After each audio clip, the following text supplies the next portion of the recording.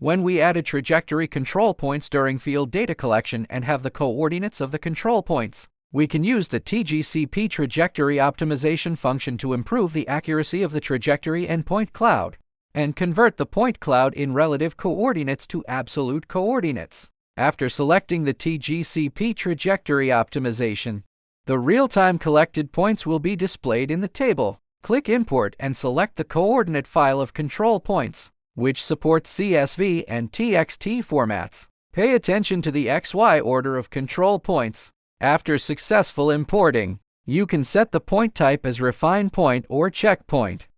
Refine points participate in trajectory optimization, and checkpoints will check the accuracy of the corrected point cloud. If no control points are set during data collection, you can choose not to use TGCP trajectory optimization.